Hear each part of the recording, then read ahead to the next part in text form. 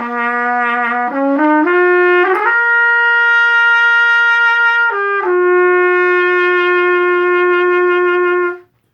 is Minister Kujanga Elia Shea. Today is February the 2nd, 2020. I'm about to depart to Washington, D.C. for the Congressional Black Caucus Emergency Convening Meeting. We've been called together by the CBC to discuss issues that are relevant to our community. Our Congresswoman Joyce Beatty is providing a bus for a number of us to go from the 3rd District to Washington, D.C. for the special meeting. Hopefully there will be about 500 persons there from all over the country. I'm representing my organization, COLE, the Community Organization for Abundant Life. You can find us on Facebook.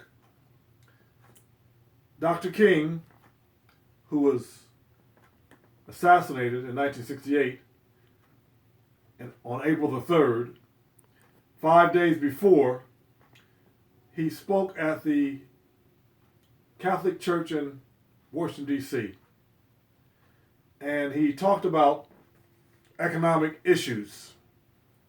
The night that he was assassinated at Mason Temple in Memphis, he was talking about economic issues.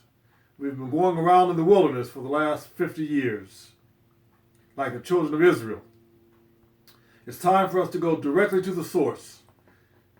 COLE is planning a demonstration in front of the Federal Reserve Bank in August of this year. We would like for Joyce Beatty to lead that demonstration and become the mother of the economic rights movement. For all the people on the bus, for all the people at the emergency convening of the CBC, I am asking that we draft her to be our Rosa Parks, as Rosa Parks was for the civil rights movement, as Harriet Tubman was for the abolitionist movement. We should have our Congresswoman, Joyce Beatty, as our mother of the economic rights movement. The movement was conceived on May 1st, 2010, on the steps of the University of Michigan, when then President Barack Hussein Obama came by in a limousine going to speak at the stadium. The brethren and I were posted up with signs and banners. President Obama saw a portrait that my wife had drawn of him shaking hands with Abraham Lincoln. One of his aides later called me for that portrait and we sent it to the White House. My point being is that the economic rights movement was conceived on May 1st, 2010.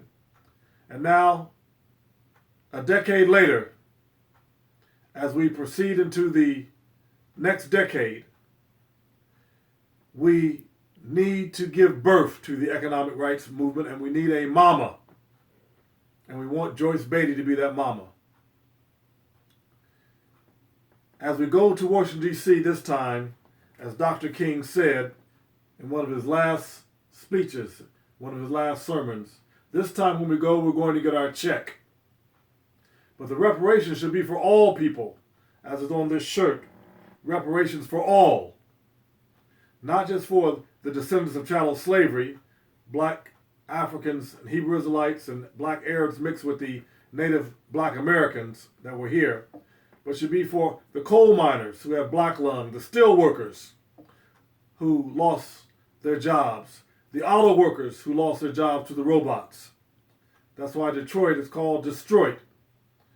We must all join together, join hands, and demand our reparations in the form of quantitative easing from the Federal Reserve Bank.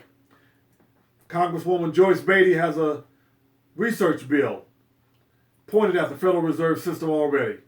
All we need to do is to edge her along a little further. So instead of sitting down like Rosa Parks, she'll stand up for us. Think about that. There's a lot more to say, but I'll say it at the convention and send you videos from there. This is Minister Kujanga Elia Shea in Columbus, Ohio, getting ready to depart from Washington, D.C.